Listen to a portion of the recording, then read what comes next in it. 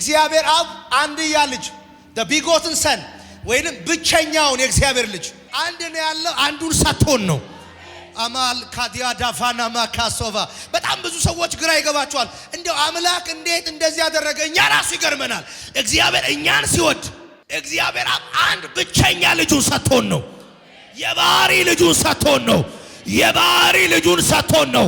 ሰጥቶኛል የሚል ወዶኛል የሚል ለጌታ ከፍ ያለ ጭብጨባ ያስገባል።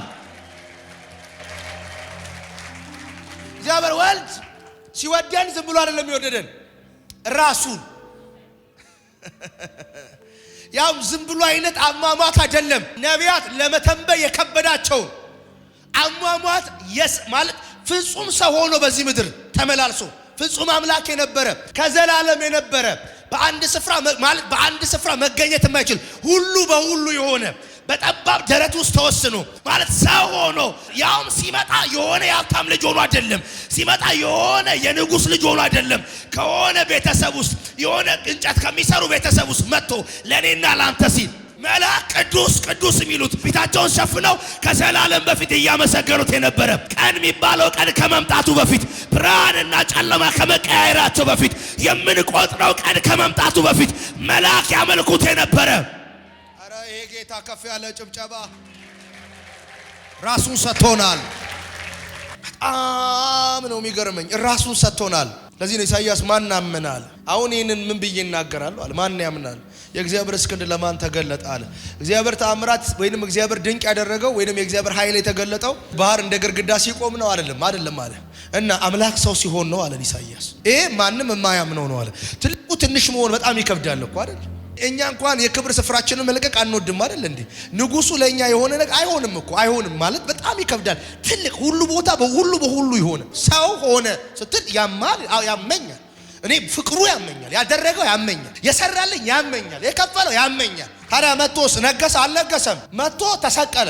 እኔ የሚገባኝን የበደሌን ውጤት የሆነው ሞት ራስ ወሰደው ከፈለው። አሁን ምንኖረው ከዚህ በኋላ የቀረው ዘመን የምንኖረው ህይወት የምናደርጋቸው እያንዳንዱ ነገሮች ለፍቅሩ ምላሽ የሆነ ህይወት ነው። ብትዘምር ለፍቅር ነው፣ ብትኖር ለፍቅር ነው፣ ብትሰጥ ለፍቅር ነው። የተደረገልህ ነገር ያገኘኸው ነገር የሆነልህ ነገር ምትሆነውን አሳጥቶ የምትኖረው ህይወት ነው። ታዲያ የፍቅር ምላሽ ይጠበቅብናል። ዛሬ ትንሽ ደቂቃ ላካፍላችሁ የቆምኩት እቺ ነው። የፍቅር ምላሽ ወደነዋል አይደል? ወዶናል አይደል? አምላክ ሰው ሆኗል። ጌታ ኢየሱስ ስለኛ ሲል ያን ሁሉ ዋጋ ከፍሏል አይደል? ቀራንዮ መስቀል ላይ በመስቀል ተጠርቆ አንተ እንደው ከሆንክ እያሉ ቀልደውበታል አይደል? ራስን ከዚህ ላይ አውርድ ብለውታል አይደል? ጎድኑ ተወቅቷል። ከአጥንቶች ውስጥ ያለ ስጋ እስኪነቀል ድረስ በሮማውያን ጅራፍ ተገርፏል አይደል? እነኚህ ሁሉ ከሆኑ በኋላ ታዲያ ከኛ ምን ይጠበቃል? ከኤፌሶን ቤተክርስቲያን ከራእይ መጽሐፍ ምዕራፍ 2 ላይ ከኤፌሶን ቤተክርስቲያን ጥቂት ደቂቃ የእግዚአብሔርን ቃል እንካፈላለን። ሁላችንም በዚህ ያለን ያው የፍቅሩ ውጤቶች ነን፣ የምህረቱ ውጤቶች ነን።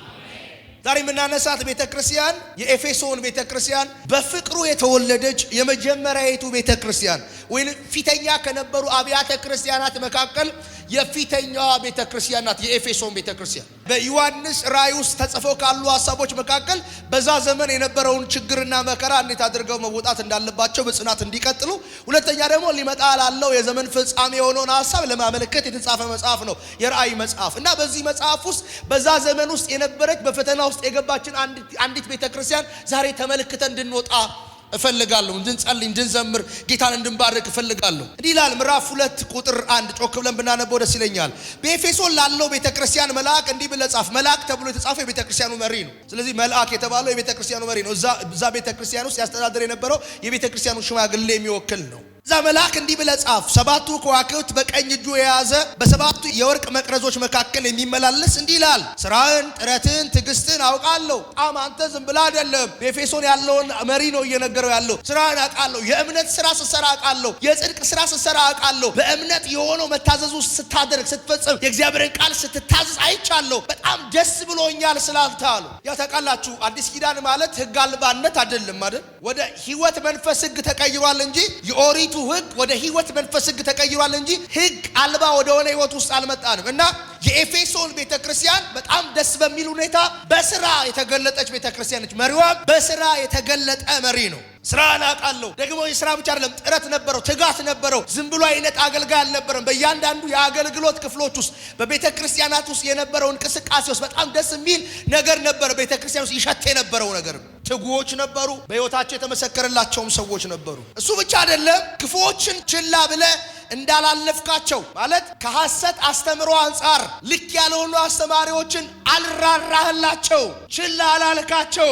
ጠላት ከማፈራ ወይንም ደግሞ የሆነ ችግር ከሚፈጠር ብለ አልታውካቸውም እና ችላ አላልካቸውም። እነሱንም ተሟግታል። እንደ ቤተክርስቲያን በስህተት ትምህርት እንዳትሸነፍ እንዳትያዝ አድርጋል። በጣም ደስ የሚል ነገር ነው። የሚገርም ነው አይደል? አንድ ቤተክርስቲያን አሁን በጣም በመንፈሳዊ ነገር የሚታጋበት ከሆነ ማለት በቃ ህይወቱ እንደዚህ አይነት ኑሮ የሚኖርበት ከሆነ በቃ እኮ አለቀ አይደል? ምን ነው ሐሰተኛ ትምህርት እንዳይገባ በጣም በጥንቃቄ በሚመሩ መሪዎች የተከበበ ከሆነ አሁን እኮ በቃ ከዚህ በኋላ እዚህ ቤተክርስቲያን ውስጥ መግባት ነው እንጂ አያስፈልግም። በቃ እዚህ ህብረት ማድረግ አይደለም። ያው ዝም ብሎ አይደለም። ሐዋርያንን ብለው እሱ የቤተክርስቲያን ሽማግሌ ነው። ከሱ በላይ ፖዚሽን ይዞ የመጡ ሰዎች ናቸው የገጠሙት የነበረው ሲናገር። ሐዋርያት ሳይሆኑ ሐዋርያት ነን የሚሉትን መርምረ ሐሰተኞች ሆነው እንዳገኛቸው አውቃለሁ። ማለት ሐዋርያ ነኝ ብሎ በዛ ዘመን ላይ መጽሐፍ እንደዚህ ተጠርዞ ባልተቀመጠበት ዘመን ላይ ሚዛን አድርገ ጥቅስ ጠቅሰ በማትሟገትበት ዘመን ላይ መርምረ እና ሐሰተኛ ሆነ እንዳገኛቸው መንፈሱ የነቃ ነው። የእግዚአብሔርን ድምጽ ቢሰማ ነው። መንፈሳዊ ነገር ሴንስ የሚያደርግ ነው። በጣም የሚደንቅ ነገር ነው ያየውብህ አሉ። ፈትሾ ያገኘ ነው ልክ ያልሆኑትን። እሱ ብቻ አይደለም ደግሞ በትዕግስት መጽናትህን በነበረው መከራ ውስጥ ታክሰ ለእግዚአብሔር ፍቃድ፣ ታክሰ ለእግዚአብሔር ሐሳብ፣ ታክሰ ለእግዚአብሔር አጀንዳ መጽናትህን አይቻለሁ። እኔ ዮሐንስ ያው ይሄ የእግዚአብሔር ድምጽ ነው፣ የእግዚአብሔር መንፈስ ነው በዮሐንስ ውስጥ በኩል እየተናገረ ያለው። አይቻለሁ ደግሞ በትዕግስት መጽናትህን ስለ ስሜም መከራ መቀበልህን አውቃለሁ። የመጣውን መከራ በደንብ አድርጌ መቀበልን አውቃለሁ። የመጣውን ያንን ንፋስ እንደተቀበልከው አውቃለሁ። ግን አለ ጌታ በዮሐንስ በኩል ውስጥ ሲጽፍላችሁ ግን አንድ ጥያቄ አለኝ። ይሄ ሁሉ ቢኖርም አለ ጌታ በዮሐንስ ውስጥ እየተናገረ ነው። ይሄ ሁሉ ቢኖርም አንድ ግን የጎደለህ ነገር አለ። ይሁን እንጂ የሚነቅፍብህ ነገር አለኝ። ይኸውም የቀደመውን ፍቅርን ትተሃል። እነኚህን ሁሉ የዘረዘረው የተናገረው ጌታ ነው። እነኚህን ሁሉ አሉ፣ እነኚህ ሁሉ አንተ ዘንድ አሉ፣ እነኚህ ሁሉ አንተ ዘንድ ተቀምጧል። በቃ እኔ ያውም ጌታ የመሰከረለቻችሁ ግን ዋና የሆነውን ትተሃል። ዋና የሆነውን ረስታል። ምን? ፍቅር። አጠገባቸው ፍቅርን አትርሳ በሉት። የመንፈሳዊ ነገር ሚዛን ፍቅር ነው። የአገልግሎት ሚዛን ፍቅር ነው። ራሱ ህግ በስንት ይፈጸማል? በሁለት አይደል የሚፈጸመው? ጌታ አምላክህን በፍጹም ልብ፣ በፍጹም ሐሳብ፣ በፍጹም ኃይል መንበል ውደድ። ባልንጀራን እንደ ራስ አድርገህ መንበል ውደድ። ህግ ቤት ያልቃል፣ በዚህ ያልቃል። የኤፌሶን ቤተክርስቲያን የነበራትን ለጌታ የነበራትን ቅናት፣ ለጌታ የነበራትን ፍቅር አታ ስራ ነበራት፣ ትዕግስት ነበራት፣ ትጋት ነበራት። እነኚህ ሁሉ ነገር ነበራት። በጣም በሚያሳዝን ሁኔታ እነኚህን ሁሉ ነገር የነበራትን ቤተክርስቲያን ጌታ ሲነቅፋት እንደዚህ ያለች ዋና ነገርሽን ትተሻል። ምንድነው? ፍቅር በሉ። ለዚህ ነው የቆሮንቶስ ጻፊ ጳውሎስ ሲናገረን ከሁሉ የሚበልጠው ምን ልበላችሁ ላሳያችሁ። ከሁሉ የሚበልጠው ምንድነው? ፍቅር። ስለዚህ ጌታን ከዚህ በኋላ እየጨመረ እየነደደ እየባሰ እየወደድ ነው እያፈቀር ነው ጨምረን እሱን እያከበር ነው ጨምረን እሱን ከፍ እያደረግ ነው። ዛሬ እንደዚህ ነው የምጸልየው። የጌታ ፍቅር ከእንደገና ልባችሁ ላይ ይነዳል።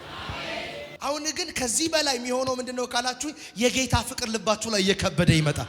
የጌታን መውደድ፣ ጌታን መናፈቅ፣ ጌታን መፈለግ፣ ጌታን ማለት ኢየሱስ ማለት ዛሬ እንደዚህ ነው የሚሆነው። ልባችሁ ላይ እሱ ከፍ ማለት ይጀምራል። እጃችሁ ከፍ አድርጉልኝ እስቲ። ጌታ ሆይ በሉ እስቲ። አብልጬ እንድወድህ፣ ከፍ ባለ ድምፅ አብልጬ እንድወድህ እርዳኝ በሉት። ጌታ ኢየሱስ ሆይ በሉት። ጌታ ኢየሱስ ሆይ አብልጬ እንድወድ በሉት። አብልጬ እንድወድ እርዳኝ በሉት። ጌታ ኢየሱስ ሆይ በሉት። እስቲ እወዳለሁ በሉት። ይሁን እንጂ የምነቅፍብህ ነገር አለኝ። ይሁን የቀድሞ ፍቅርን ድሮ የነበረን ፍቅር ትተሃል እና እንግዲህ ከየት እንደወደድክ አስብ። ንስሐ ገብተህ ቀድሞ ታደርገው የነበረው ነገር አድርግ። ንስሐ ካልገባ መጥቼ መቅረዝን ከቦታ ወስዳለሁ። ነገር ግን ይህ በጎ ነገር አለ፣ እኔ የምጠላውን የኒቆላውያን ስራ ጠልተሃልና። ይህን ሁሉ የነበረውን ቤተክርስቲያን ጌታ ኢየሱስ በዮሐንስ አማካኝነት እንደዚህ ያለው ፍቅርህን ጥላል አይመስለንም? ልባችን ላይ ስንፈትሽ ድሮ ኢየሱስ ሲሉን እዚህ ጋር ይቀልጥ የነበረ ኢየሱስ ሲሉን እዚህ ጋር ሽፍ ይልብን የነበረ ኢየሱስ ሲሉን እንባ ይለን የነበረ ኢየሱስ ሲሉን ልባችን ይደነግጥ የነበረ ይሰማን የነበረ ለኢየሱስ ስም ያለን ልብ ለኢየሱስ ስም ያለን ቫልዩ ያለን መሰጠት ያለን ያ ክብር ያ ጌታን የምንለው የሆነ ሁሉ ጊዜ መጽሐፍ ቅዱስ እናንብ የምንገኘው ሁሉ ጊዜ ስናገላብጥ ሁሉ ጊዜ ስንዘምር ሁሉ ጊዜ ስንበረከክ የነበረ ያ ውስጣችን የነበረ የጠፋ ነገር የለም። ዛሬ እሱ ይለኮሳል። አማሎራ ዲያና ካፓ ዛሬ እሱ በኢየሱስ ስም ይለኮሳል። ዛሬ እሱ በእግዚአብሔር መንፈስ ይነካል። ዛሬ እሱ በእግዚአብሔር መገኘት ይነካል። ዛሬ እሱ በእግዚአብሔር ቅባት በኢየሱስ ስም ይነካል። አጠገባችሁ ያለው ሰው ይሰማል ወይ በለው። ያዙት ነው ይሰማል ወይ በሉት። የቀዘቀዘው ፍቅር በሉት።